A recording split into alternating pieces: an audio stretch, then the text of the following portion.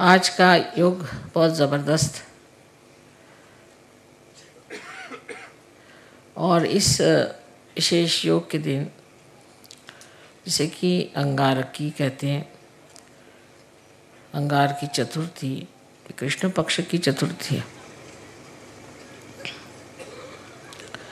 हर चतुर्थी को श्री गणेश का जन्मदिन मनाया जाता है, लेकिन जो मंगलवार को आती है, कभी कभी आती है साल में एक आध बार, कभी 2 बार, कभी 3 बार, जिस मंगलवार को अगर चतुर्थी आ जाए तो वो दिन बहुत बड़ा मनाया जाता है। और आज वही योग है कि हम लोग मंगलवार के रोज़ गणपतिपुणे में बैठे हुए हैं, जबकि यहाँ ये बड़ा भारी योग अंगारकी का माना जाता है और यहाँ पर हज़ारों लोग आते हैं श्री गणेश की पूजा करने के लिए। और इस कदर वहाँ पर गाड़ी जाम हो गई थी, 60 गाड़ियाँ सामने की, हम तो पूरा घूम के फिर आए, क्योंकि कितने भी जल्दी चलने से फ़ायदा नहीं हो, जो होना होता है इसी प्रकार होता है। और जब तक सहज में हम इस बात को नहीं समझ पाएंगे कि जो भी होता है उसको सबूरी से देखना चाहिए, उसमें सबूरी होनी चाहिए। कि अगर आप उसी वक्त जल्दबाजी करें या कुछ घबराहट आ जाए तो कार्य नहीं हो सकता। और सबूरी करें, और सबूरी करने से बराबर सूझ जाता है कि क्या करना चाहिए, कैसे करना चाहिए। सो जल्दबाजी जो है ये असहज चीज़ है।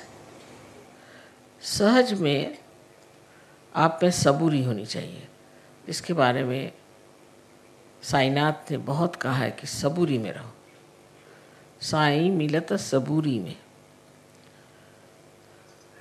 और सबूरी शब्द जो है कुछ अपभ्रंश है मेरे ख्याल से, लेकिन इसका अर्थ होता है कि कोई भी बात हो रही है तो उसमें तितिक्षा माने ठहर जाना, देखना।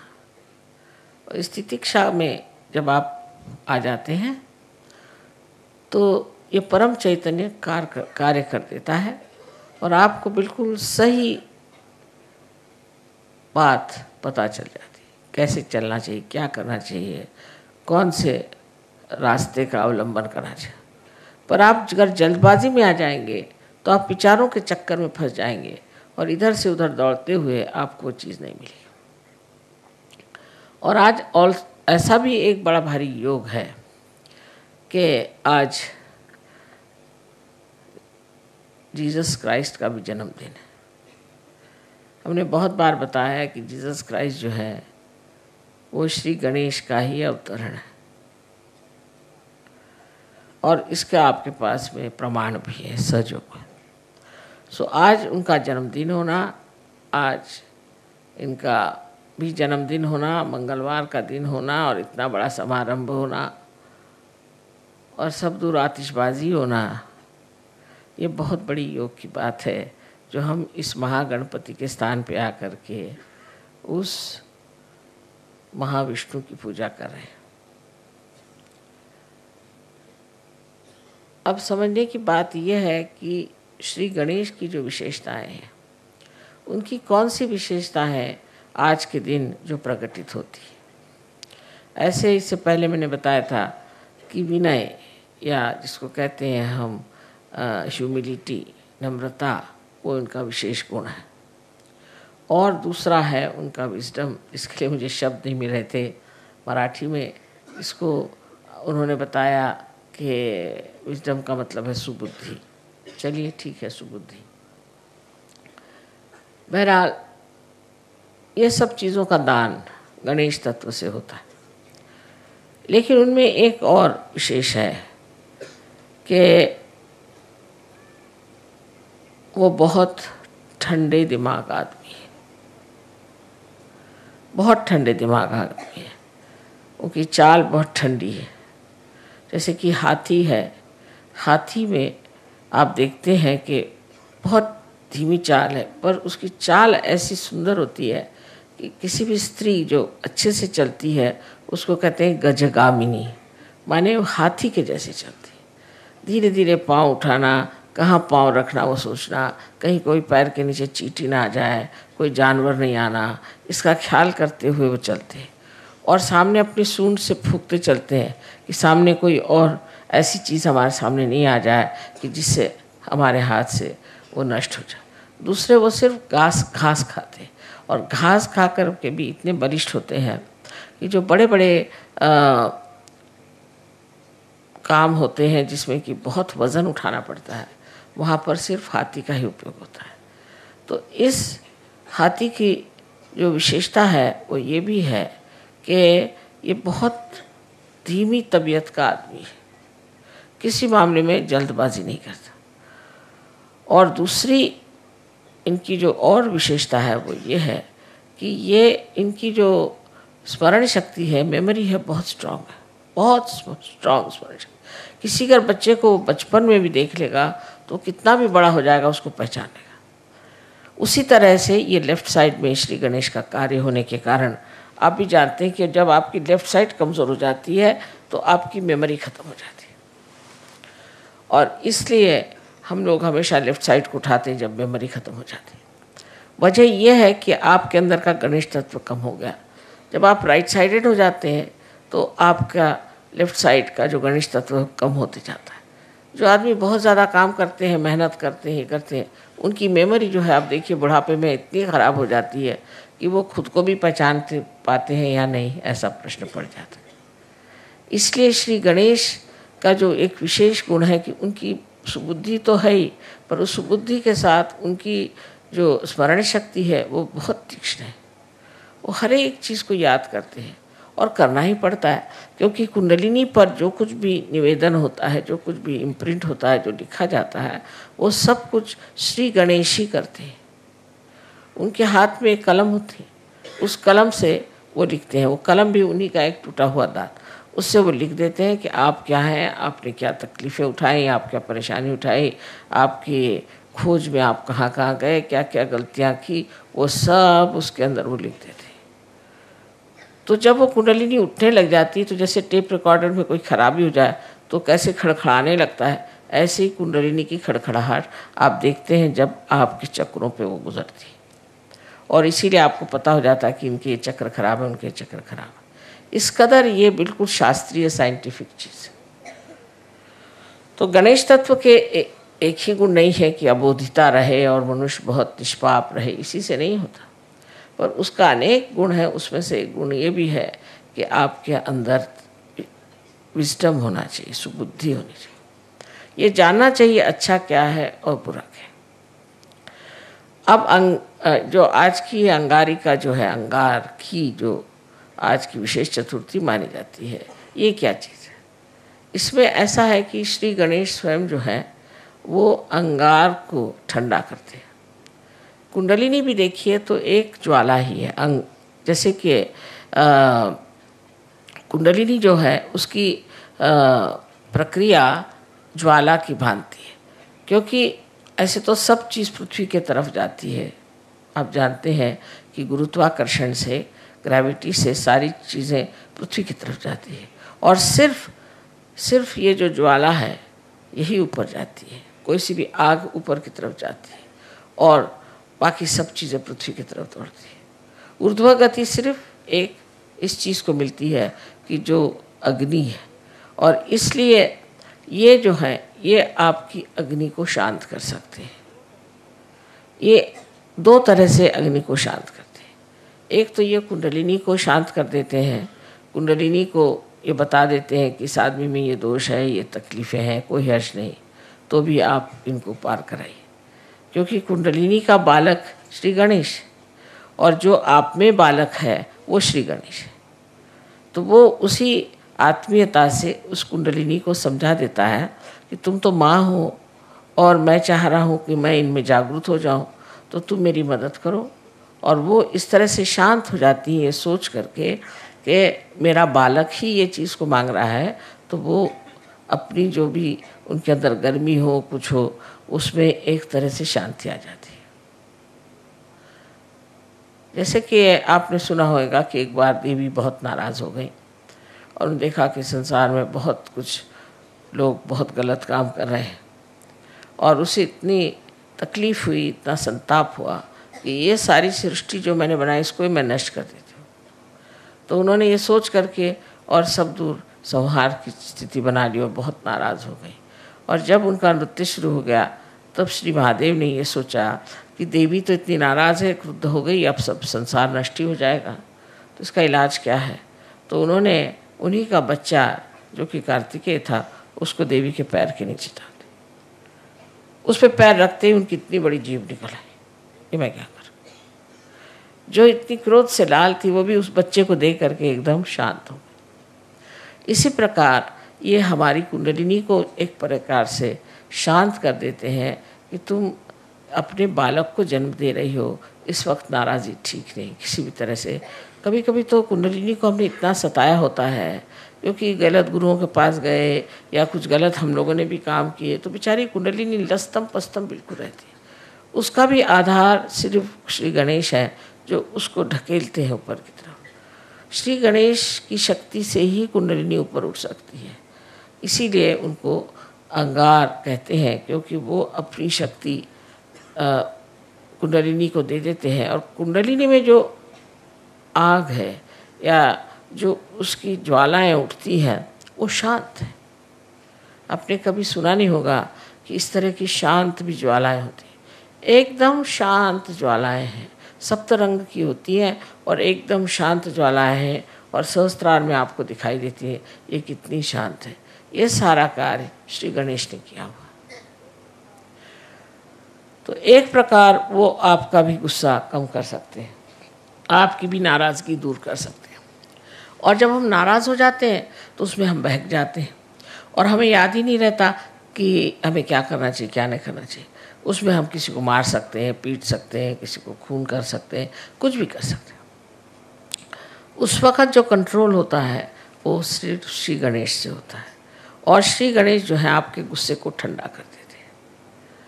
अब देखिए कि ईसा मसीह भी उसी तरह के हैं कि उन्होंने ये बताया कि सबको क्षमा कर दो, जिसने तुम्हें तकलीफ़ दी उसके प्रति तुम गुस्सा करते हो, पर अगर तुम सबको क्षमा करना एक बार सीख लो कि सबको क्षमा कर दी। जिन्होंने उनको इतना अपमान करके, इतना सता करके और सूली पे चढ़ाया, उनके लिए भी उन्होंने परमात्मा से, अपने पिता से कहा कि हे पिता इनको क्षमा कर दो, क्योंकि ये जानते नहीं हैं कि ये क्या करें। ऐसे जब ईसा मसीह ने कहा तो आप सोचिए जिस लोगों ने उनको क्रूस पे चढ़ाया, इतना परेशान कर दिया, उनके लिए भी उन्होंने इतनी क्षमा की वृत्ति ली। सो ये उनका एक चरित्र है, एक स्वभाव है। और दूसरा भी ईसा मसीह का चरित्र ऐसा है कि जब लोग उनके मंदिर के सामने बैठ करके और चीज़ें बेच रहे थे, जैसे अपने यहाँ भी हैं, मंदिरों में लोग जाते हैं तो वहाँ चीज़ें बेचते हैं और वही चीज़ चढ़ाते हैं, जैसे एक नारियल को चढ़ाया फिर ला कर उसको बेचते हैं, माने उसका बिजनेस बना लेते हैं। तब उन्होंने हाथ में एक खंडर लेके सबको मारा और कहा कि तुम ये बिजनेस नहीं कर सकते, तुम्हें अगर करना है तो ठीक है, जो कुछ भी है वो स्वच्छ तरीके से होना चाहिए। ये नहीं कि जो आप भगवान को चढ़ा रहे हैं उसको लाकर फिर बेच रहे हैं, जो हार भगवान को चढ़ा रहे हैं उनको लाकर फिर बेच रहे हैं। इस तरह की चीज़ उन्होंने कहा बिल्कुल ही गलत बात है। और इतना उन्हें क्रोध आया कि उन्होंने हाथ में हंटर लिया और उसको सबको तड़ातड़ मारना शुरू कर दिया। ये दूसरी साइड है। ऐसे ही श्री गणेश की भी एक दूसरी साइड है। दूसरी साइड गणेश की ये है कि जिस वक्त कोई भी राक्षस या दुष्ट आपको परेशान करेगा या तंग करेगा तो वो गणपति है, माने गणों के वो राजा है। तो वो उन राक्षसों को और दुष्टों को नष्ट करते हैं, उनको एकदम उनका सर्वनाश कर देते हैं। आपको कुछ कहने की ज़रूरत ही नहीं है, आपको कुछ बताने की ज़रूरत नहीं, वो खुद ही आपके साथ लगे हुए हैं गण लोग, और वो ऐसे लोगों को ठीक ही कर देते हैं जो आप लोगों को तंग करें। सहयोग में आप लोग जान लीजिए कि आप पूरी तरह से सुरक्षित हैं और आपको कोई भी नहीं दुख दे सकता। हाँ, अगर आप सहयोग में हैं तो आपके गण जो हैं वो चारों तरफ घूम रहे हैं और वो यहाँ भी पधारे हैं। और वो हर समय आपके ऊपर अपनी सुरक्षितता का उन्होंने पूरी तरह से आपके ऊपर अपना आच्छादन डाल दिया, पूरी तरह से आपको ढक लिया। आपको कोई भी तरह की तकलीफ़ परेशानी नहीं हो सकती। फिर आप उसको चमत्कार कहते हैं, माँ किस तरह से मैं बच गया, पता नहीं क्या हुआ, मैं कैसे बच गया। ये सब गणों का काम है। और गण ये कार्य जब करते हैं तब समझ लेना कि आप वाकई में एक सहयोगी हैं। अगर वो ये कार्य आपके लिए नहीं करते हैं तब तो समझना है कि आप अभी तक पूरी तरह से सहयोगी नहीं हो। दूसरी बात गणों की ऐसी होती है कि हमेशा हमारे शरीर में भी वो कार्यान्वित रहते हैं। शरीर से बाह्य की चीज़ें जो करते हैं वो सिर्फ आप जब पार हो जाते हैं, जब आपका संबंध परमात्मा से हो जाता है, तब वो आपका शरीर और आपका सब धन और आपकी सब चीज़ें, बच्चे, सबको संभालते हैं। पर उससे पहले हमारे अंदर वो एंटीबॉडीज़ बन करके जीते हैं। और ये जो एंटीबॉडीज़ होती हैं यही हमें रोगों से बचाती है और उससे हम लड़ झगड़ सकते हैं। तो इसका चक्र जो है सेंटर हार्ट, यहाँ पर स्टर्नम करके जो हड्डी है उसके अंदर शुरू में होता है। 12 साल तक ये एंटीबॉडीज़ तैयार होती हैं और वो फिर सारे शरीर में दौड़ करके तैयार रहते हैं। जब भी कोई परेशानी होगी तो स्टर्नम हिलने लग जाएगा और उसके हिलते ही जैसे रिमोट कंट्रोल होता है इस तरह से इनको पता हो जाता है और ये फिर उस आने वाले कोई भी जो आदमी आपके ऊपर आक्रमण कर रहा है या कोई सी भी चीज़ आक्रमण कर रही है, कोई वायरस आ रहा है या किसी भी तरह का कोई रोग आपके अंदर घुस रहा हो, उससे ये लड़ते हैं। और जब आप माँ के विरोध में कार्य करते हैं, माँ के विरोध में काम करने का मतलब है नैतिकता से गिर जाना। पिता के विरोध में जाने का मतलब है कि आप कार्यशील न हो, कार्यक्षम न हो, आप कार्यकर्ता न हो, आप में आलस्य आ जाए। ये तो पिता के खिलाफ पाप है। लेकिन माँ के खिलाफ पाप है जहाँ आप अपनी नैतिकता को खो देते हैं। जिन्होंने अपनी नैतिकता को खो दिया है ऐसे लोगों का ये चक्र बहुत कमज़ोर हो जाता है और इसीलिए फिर ये चक्र जो है इसको ठीक करने में बड़ी मुश्किल हो जाती है। और जो लोग इस तरह से गिर जाते हैं और उनका ठीक होना भी मुश्किल हो जाता है, जैसे एड्स की बीमारी है या इसी तरह की जो बीमारियां हैं जिसे कि हम गुप्त रोग कहते हैं, ये सारे गुप्त रोग अनैतिकता से आते हैं और ये अनैतिकता के रोग जो हैं किसी तरह से भी ठीक नहीं हो सकते जब तक आपके गणेश तत्व ठीक नहीं हो जाएगा।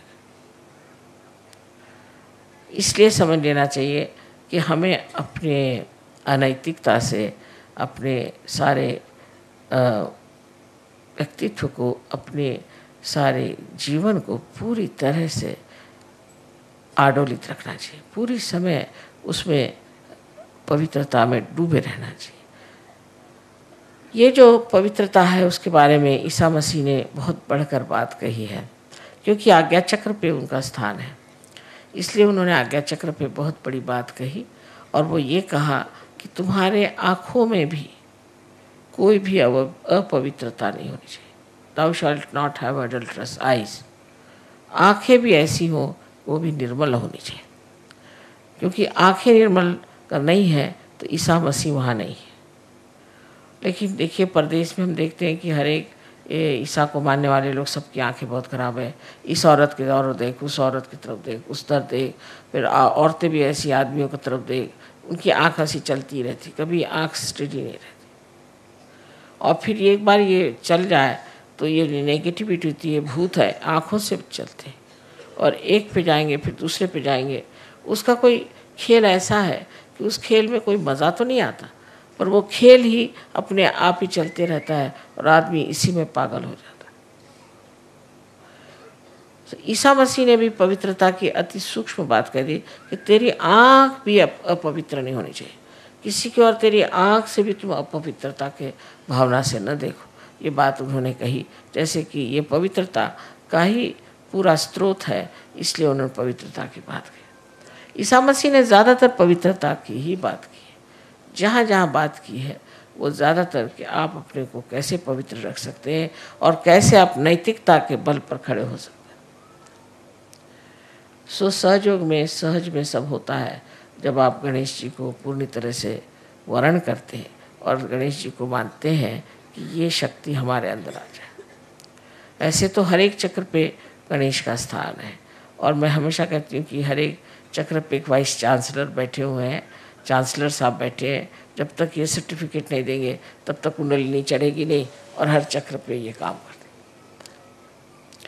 तो आज के इस योग की मैंने बात बताई कि उनका जो दूसरा स्वभाव है कि जो अंगार है, उस अंगार को वो अंगार से भी ठंडा कर सकते हैं, वो पूरी तरह से कर सकते हैं। जैसे कि आपने देखा है जिस वक्त में रावण ने श्री राम के विरोध में बात की तो लंका में आग लग गई। तो आपके जो हनुमान जी हैं वो भी मंगलवार ही की उनकी पैदाइश है, और वो उनके पास नवधा शक्तियाँ हैं, उसके साथ ये दोनों ही मिल कर के ऐसे काम करते हैं। और विशेषकर मनुष्य के अंदर का क्रोध हो तो उस क्रोध को कैसे शांत करना चाहिए ये श्री गणेश जानते हैं, और वो फिर इस तरह से उस पर युक्तियाँ करते हैं, उस पर ऐसे ट्रिक्स करते हैं कि वो आदमी एकदम हताश हो कर के और फिर मान जाता है कि मैंने जो किया वो गलत किया, मुझे ऐसा नहीं करना चाहिए। तो जो गर्म तबीयत के लोग होते हैं उनको भी ये ठीक कर सकते हैं, और इसीलिए इस दिन जब मंगलवार किसी पे अगर मंगली हो तो उसको कहते हैं कि तुम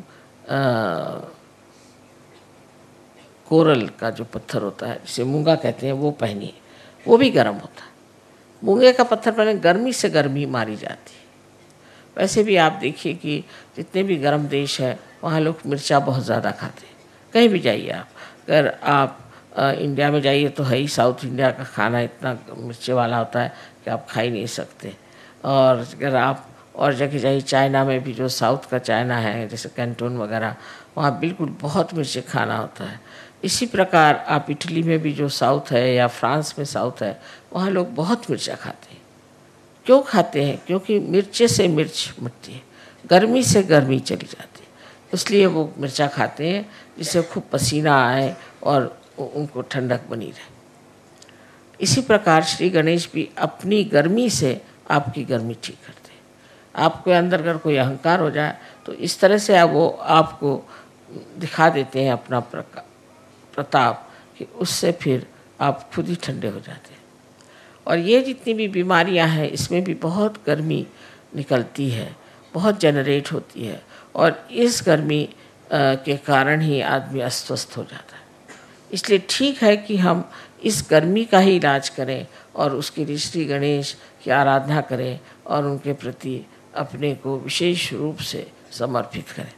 आज का दिन बहुत ही बड़ा मैं सोचती हूँ, जो ये 3 चीज़ों का योग यहाँ हो गया कि आज ही ईसा मसीह का जन्म है, आज ही मंगलवार है, आज ही श्री गणेश का भी जन्मदिन है, और आप लोग सब गणपतिपुरे में आए। ये सब कुछ इस कदर बन गया आज कि मुझे इससे बड़ा सहज में ही जो एक चमत्कार होता है, ऐसे लग रहा है कि बड़ा भारी चमत्कार है कि इस वक्त सब लोग आए। पर उसमें तकलीफ भी हो गई कि सब यहाँ पर इतने लोग भीड़ कर गए थे कि हम तो जाम में फंस गए और देर हो गई। पर देर या कोई सी भी चीज़ होती उसमें सबूरी की बात है। हम तो हमेशा सोचते हैं कि जो समय हमारे नियत है वही समय पूजा होगी, उससे पहले हो ही नहीं सकती। तो इसलिए जो चीज़ नियति का है उसको क्यों बदला जाए, उसके तरफ लड़ाई झगड़ा करने से फ़ायदा क्या। जो है सो है, जिस वक़्त में जो होगा तब हो जाएगा, तब पूजा हो जाएगी। उसमें अब इस वक्त पूजा नहीं हो रही, ये टाइम था, हम कोई घड़ी के गुलाम तो है नहीं। लेकिन इसके फ़ायदे कितने होते हैं ये आप आगे जाकर देखेंगे कि अगर आप टाइम का गुलामी नहीं करें तो बहुत कुछ सहयोग फैल सकता है। पर जो आदमी टाइम की गुलामी करता है वो कभी सहयोग नहीं फैला सकता, क्योंकि उसको हमेशा रहता है ये टाइम में ये करना है, ये टाइम में करना है, और सहयोग के लिए उसको टाइम ही नहीं मिलता। पर जो कहेगा कि मुझे सहयोगी करना है तो पूरा टाइम उसके लिए पड़ा हुआ है और पूरी चीज़ बढ़िया तरीके से हो जाती है। पर इस पर सिर्फ बात यह है कि एक तो अनुभव होना चाहिए, और अनुभव होने के बाद उस पर विश्वास होना चाहिए। ऐसी ऐसी चीज़ें घटित हो जाती हैं। बहुत लोग सुबह से शाम तक मुझे अपने चमत्कार बता रहे थे कि माँ मैं तो परेशान था कि जा रहा हूँ, कब मुलाकात होगी, वो आएंगे। देखता क्योंकि सामने ही चले आ रहे। किसी भी चीज़ की आपके मन में इच्छा हो जाए वो चीज़ पूरी हो सकती है, पर विश्वास की बात है। और विश्वास में अंधविश्वास सहयोग में नहीं, बिल्कुल अंधविश्वास नहीं, श्रद्धा है। जहाँ पर कि हम पूरे दिमाग से सब देखे हैं, जब हमने सब देख लिया और तब भी हम नहीं मानेंगे तो इसे क्या कहा जाएगा?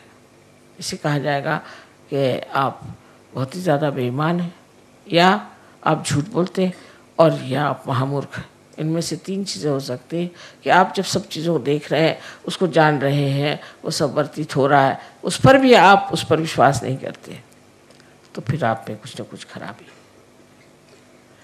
ये सब देखते हुए आप सोच सकते हैं कि श्री गणेश कितनी बड़ी चीज़ है। और वो इस महाराष्ट्र में 8 अष्टविनायक हैं, जिनकी वजह से इस महाराष्ट्र को बहुत ज़्यादा पुण्य मिला हुआ। लेकिन तो भी लोग इतने पागल हैं, वह इसी के पीछे दौड़ते रहेंगे, यही सब करते रहेंगे, कर्म कांडों में फंस जाएंगे, पर ये नहीं होगा कि सत्य को प्राप्त करें। अब आप लोग बहुत नसीब वाले हैं, बहुत समझदार हैं, जो आप लोगों ने सत्य को खोजा और आपने पा ली। लेकिन अब इसको बनाने के लिए आपको चाहिए कि आप गणेश के गुणों को अपने अंदर ले लीजिए। मैं देख रही थी हज़ारों लोग आए थे गणेश जी की पूजा के लिए। इनमें से कितने लोग गणेश जी को जो मानते हैं, कितने लोग ऐसे हैं जिनमें गणेश जी का कोई भी गुण हो, ऐसा कुछ दिखाई देता है। शराब पिएंगे, आपस में लड़ेंगे झगड़ेंगे, औरतों को सताएंगे, मारेंगे पीटेंगे, सब करेंगे, और श्री गणेश के अंगारिका में पहुंच गए। अरे आप जब इतनी बड़ी अंगार है तो आप काहे को आए हैं? इसका कोई विचार ही नहीं करता कि हम किसी चीज़ में विश्वास करते हैं तो उसके गुण हमारे अंदर कितने हैं। हाँ, हमें उन पर बड़ा विश्वास है, हम तो इनकी पूजा करते हैं, हम उनकी पूजा करते हैं। अच्छा, पर तुम्हारे अंदर उसके कौन से गुण हैं? ऐसे कोई सोचता है? लेकिन सच्चाई तो ये है कि अगर आप किसी को मानते हैं तो उनके गुण भी आपके अंदर आने चाहिए, और जब तक ये गुण आपके अंदर नहीं आते तब आपका मानना न मानना बराबर है, उसका कोई फर्क ही नहीं पड़ने वाला। आज हम श्री गणेश की पूजा करने वाले हैं, और श्री गणेश और गौरी की पूजा होगी, और इसमें यही जान लेना चाहिए कि गौरी एक कुंडलिनी ही है, महाकुंडलिनी महागौरी है। और इसका कार्य यह है कि अपने बच्चे को जो बहुत सालों से खोज रहा है उसको आत्म साक्षात्कार प्राप्त कराए, उसका पुनर्जन्म करें। ये इस महागौरी का कार्य है जो आप सबके अंदर उपस्थित है। इसलिए आज हम सिर्फ गणेश जी और गौरी जी की पूजा करेंगे, और बाद में देवी की पूजा होगी। सबको अनंत आशीर्वाद।